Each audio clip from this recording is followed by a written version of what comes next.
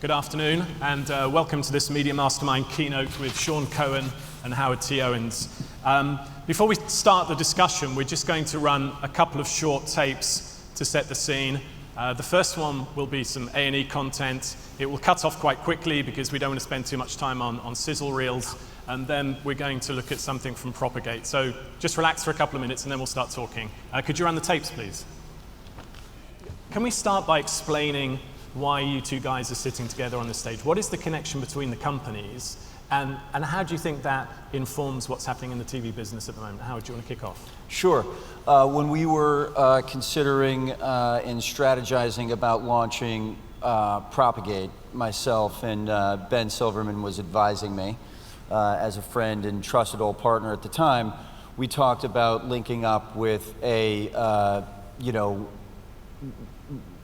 world-class media company that had global tentacles and that could give financial support but also strategic support as we attempt to launch the next global super indie. And several of the reasons why we really liked A+E is that we love the people. Nancy Dubuque and Paul Buccieri and Sean Cohan are old collaborators and partners and friends, so that felt right. But from a strategic, financial, and business perspective, there were two main reasons. One is we love the fact that they have a very diverse domestic and international portfolio. Domestically, from History Channel to Lifetime to A+E to Lifetime Women's Network to Lifetime Movie Network, and then also the Ascendant FYI provides a lot of nice, diverse opportunities for creativity on both the scripted and unscripted side.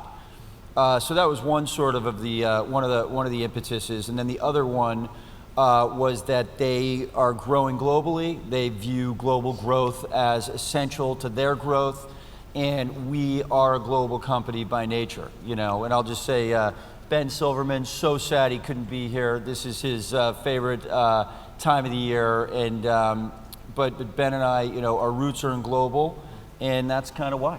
Sean? Yeah, I think I'd just echo. I mean, A+E's both an investor significant investor in Propagate, and Propagate is a significant production partner for our networks. In addition, produces a ton of content for other networks and other platforms.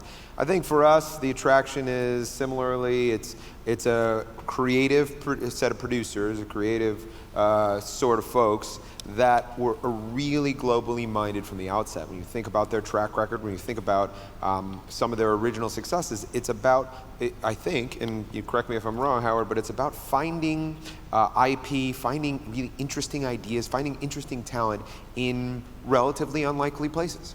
And so share a passion there, and I think it's also one of the things that we'll get into is in the way the world is in 2016, it's like these deals require not only is creativity required in terms of breaking through in terms of what's on screen, but creativity in deal making is key.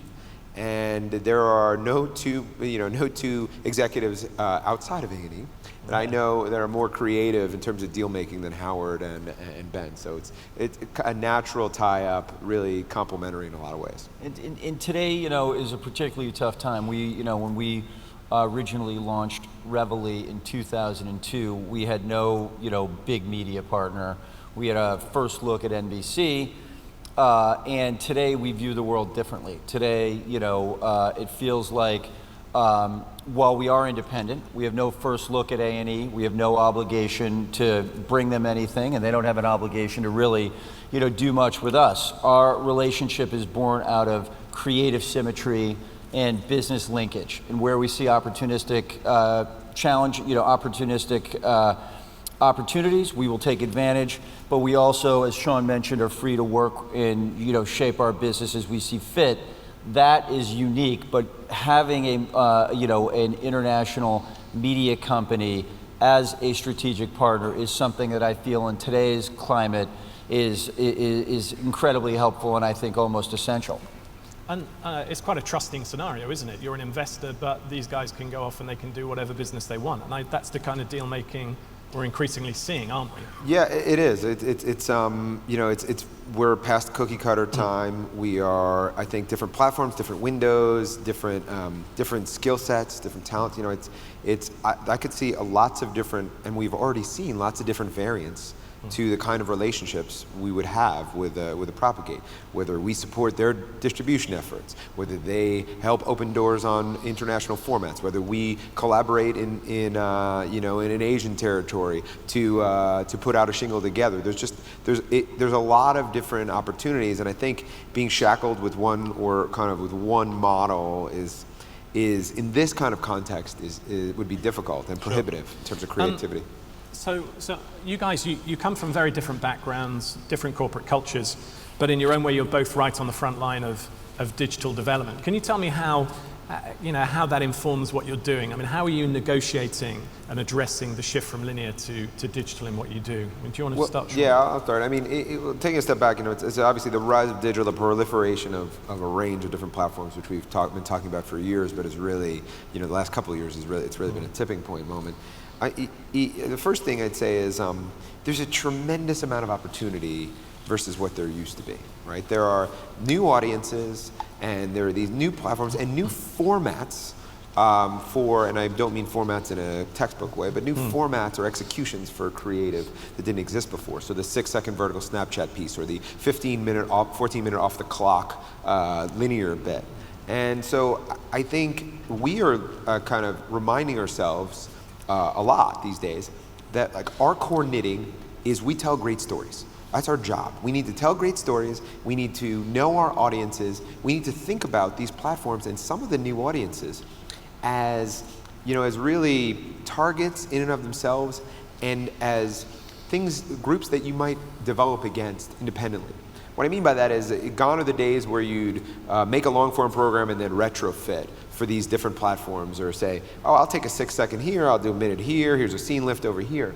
It's more about a great idea, a great talent, or a great concept, and being planful and cross-functional in your thinking and saying, okay, great idea, what are you going to do for this audience? What are you going to do for this audience? What are you going to do on Snapchat for 6 seconds? What are you going to do on Facebook?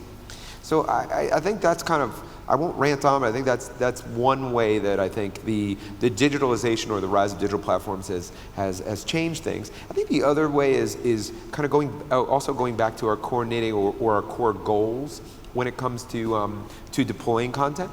It's not just, because you'll ask in a couple questions, you'll ask about monetization. And we'll get there, and I'll shut up, I promise. But it's really about, it's not only about monetization immediately. It's also about marketing, because content is marketing. And it's also about learning and kind of R&D for future business. So that's... Howard, you have your input, and then we'll come to monetization. We'll follow up with that. I think the digitization of our business has opened up tremendous opportunity. We have seen it as a young company. I've seen it in partnership with Sean and his team. They like to say in America, and particularly in Silicon Valley, that the riches are in the niches. And so that has kind of been, not only is that a digital thing, that's a programming, that's a content thing. People consume content differently these days. Gone are the days of generalist media. It still exists, it still, works in some way. But, your channels have a core focus that are continually crystallizing their core viewer and their core message. And from a digital perspective, there are just tons of new channels, tons of new outlets for creativity, and also different places that you can experience content. So it's now everywhere. It's on your phone, it's on your iPad, and that presents, opportunity, in the multitudes. And so as a content creator, it's exciting, and it's just a great time for content. And you have specific examples, don't you? Amazon, Apple, some of the people you're working with? Yes. I mean, one of our recently announced projects is a show called Lore, L-O-R-E, which was born out of a guy who launched a podcast out of his home in Massachusetts. The first day he had 3 downloads. A week later he had 7,000 downloads. Now it's consistently in the top 10, top 15 worldwide downloads for podcast when it comes out, which it comes out bi-monthly. And Aaron Mankey, we were one of the first people, we were the first people to reach out to him. Lore is real life scary stories. So it really attracted me as a guy whose roots are often really factual. So we reached out to him, partnered with him. We brought in Gail Ann Hurd, who's one of the masters of scare, and we created a hybrid, a scripted, non-scripted, alternative show, and we took it out to everyone, and Amazon stepped up in an amazingly, confident way and took it off the market. And the way that'll be programmed around other things that scare the bejesus out of people that exist on Amazon Prime's platform is just incredibly exciting and causes you to think about media and content in a new way. Let's come back to 45th and Dean. Tell me a little bit about what that is. It's some kind of content creation digital agency. I mean, it comes back to the storytelling and what I was saying about content being at the center of this being key, and really, there's all these platforms, all these opportunities, but you just have to come back to your core knitting. It is about the story. So 45th and Dean is a group of people in a physical facility that are focused on bespoke, short and mid-form content creation, so anything from 6 seconds to 15 minutes. That group also handles all social media distribution and promotional activities for our brands and for that content, and does some measurement around that. And I think what was important for us to kind of set out on this effort was it's for marketing, in some ways marketing our shows and our brands. It's for providing advertisers interesting creative solutions. It's for really, I would say, learning and testing. I mean, one of the interesting things, and Howard, I'm sure you've had, I know you've had some experiences with this, is there's ways to pilot things today that never existed before. We're going to get to data, I'm sure, but like the idea that you don't have to make a full-blown pilot. And so literally 45th and Dean, one of their functions, and this is in the kind of R&D and future kind of category rather than immediate monetization or marketing, it's you're coming up with concepts and playing with them. Right. It's a group that fosters creativity in the making of non-traditional content, supporting clients, supporting our brands, and kind of pushing it out via non-traditional means. Yeah, when we were talking yesterday, when we were trying to set up the session, you guys use some great phraseology about taking moonshots, the clock is dead, content is marketing. How exactly do you monetize this kind of content? When we get away from a traditional show, which everybody knows how to sell, and you're talking about a 6-second piece of content or 3 minutes or whatever, how do you make money out of that? Well, I'll start, and then Howard, please jump in. So first off, you immediately, sometimes you're not monetizing it. Sometimes it is about marketing. Sometimes it is about R&D and exploration, whether creatively or business model-wise, for the future.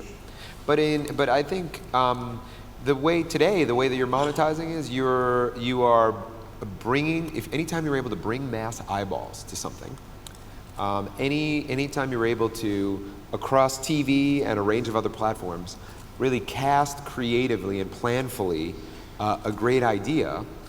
We believe, and we've kind of demonstrated, that you can, that's very attractive to advertisers, for example. And so you can do interesting things to associate advertisers with either a great brand or a great series of content. This is the vaulted 360-degree sell. If you do it right, if you're really thoughtful and planful, and it's a great story, both in terms of the content itself, and also the association with the advertiser, that's really immediately, if you really had to put your finger on it, that's how you monetize it today, or you look at it as marketing and R&D for the future. But I also turn to Howard, who's been doing these interesting integrations and kind of tie-ins with advertisers. You really set the current model for a lot of this with some of your early work with Ben. Well, I think that what you guys are doing digitally, incredibly interesting. We live in a world where monetization is really broken down into 2 categories. One, premium paid for content, where people are going to pay fees on a monthly basis to receive, or a la carte via Apple to get your favorite premium content shows. The rest of the industry right now deals with ad-supported models, and that ad-supported model is a challenging one, but you have brands that want to tackle this brave new world, want to become part of the content experience, and your studio allows brands to do that and allows to play with the monetization model while allowing partnerships to flourish and hopefully down the road fostering, new creative partnerships that, have financial underpinnings from their beginning. The other thing that I think that you're looking at that we are also experimenting with is perhaps the next leg on the rung of monetization, which is potentially electronic sell-through. You've got, in particularly your case, you have these channels that have history, the history man, FYI, the kind of person doing there may be a future.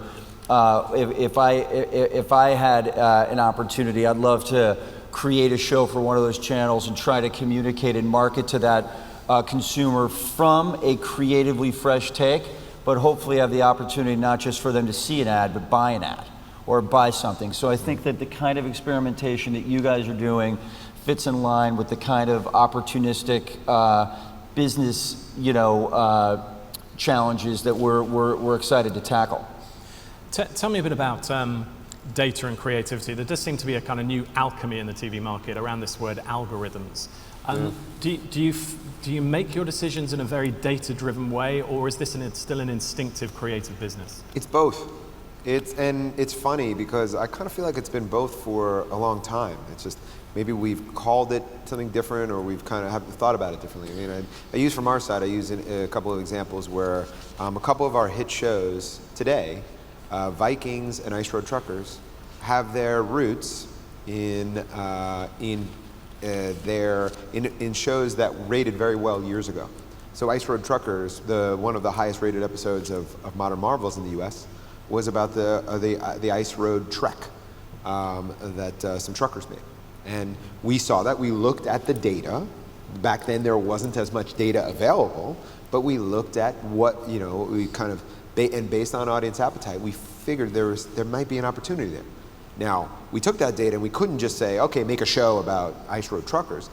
You have to build a story around that, which is where the creativity comes. But I would argue that we just had less data available, or more rudimentary audience knowledge, but we use those kind of tools and build stories around them. Well, fast forward to today, and as I mentioned earlier, we have the ability to put a short form piece up or understand what the most trafficked topics on our history sites and apps are. And so we can use that as a guide. We can certainly use it as a guide and help advertisers target individuals. But again, it gets paired with the creative chops necessary to build a great story. It's both. I don't know. Do you disagree? We use it a little differently. I agree with you, but from our side, it's really on Amazon or, for example, for lore, we know what the most popular podcasts are. So when we go to select our stories for the series, there are 40 podcasts. There are a lot of them. We know the ones the audience connects with most, so that's obvious.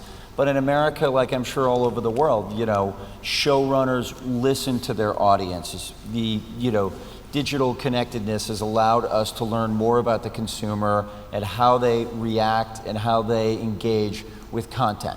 So most creators and I think network groups and people use it for their own bespoke reason, but it's definitely being utilized, now more than ever. Are linear and digital at war, or are they compatible? I mean, probably both. That's the biggest cop-out answer ever. Cooperation. I think it's there's certainly going to be some winners and losers along the way, but I think at the end of the day, it's like we have to come back to the consumer, right? So if you're sitting here, as we all are, we sit here, we watch our TV, you watch your iPad, you watch, you're on your mobile phone, and it's literally, at the end of the day, it comes down to, you want to be able to, and it's as trite as anything, but you want to be able to get everything everywhere, where it makes sense. And you want to be able to start a show here and then finish watching it over here, and sometimes you want a 30-second, sometimes you want a 40-minute. I don't think they're at war. I think if anything, some of the recent moves by TV companies into more digital platforms and by digital platforms into more TV companies or into more linear, the old linear model, shows that it's about telling a variety of different executions of stories across a variety of platforms to a variety of audiences. And maybe that's overly reductive, but you tell great stories and you deliver it lots of different ways, and that's, in the end, maybe this gets consolidated, but a fair amount of it as a result, but it's not one or the other. And to add on just what Sean's saying, I think the success of the global content market speaks to the fact that they are working well together. It's the lines become blurred, and there are certainly business challenges like there are, but the growth of the global content business and the fact that the guy on his couch or the woman in a cab, they don't care. Right, they don't care how they're receiving their content. They are the beneficiaries of this being the platinum age of programming, and so in that regard, it's working. Okay, let's look at some waves of development. We've seen A&E develop through factual entertainment, through drama. Paul Cabana's now doing some very landmark factual pieces. What do you guys see as being the big content waves, the big trends? Well, historical drama. You referenced the Paul Cabana stuff, the Roots. So that's the return of the big TV event. We used to call it a miniseries, but today we're calling it events. The big historical, for us, it's recurring historical series like Six and Nightfall, and I see that across networks. I see other platforms seeing it. I think the other creative trends I'd hit on is and maybe pitch over to Howard is there's a blurring, and you referenced hybrid, like there was a show you were talking about that's a hybrid. There's a blurring of the genres between unscripted and scripted and between doc and reality in a really delightful way. And there is a blurring versus the historical lanes which producers stayed in. So historically you'd have Hollywood producers that okay, they were only drama, or you were back in the day, I'll bet you thought of yourself as a real life and doc person. But what you've had is a delightful crossover for creativity, just great storytelling. It's like we don't conform to these lines anymore. So I do think there's a genre bending that's very cool. I think there's a diversity element that's very cool, both in front of and behind the screen. Diversity not as a contrived for the sake of diversity, but really different viewpoints, different creative angles, and different talents. There's great opportunity there from Empire to Roots, and Shonda Rhimes, as another example. There's a lot of work to do there, but still.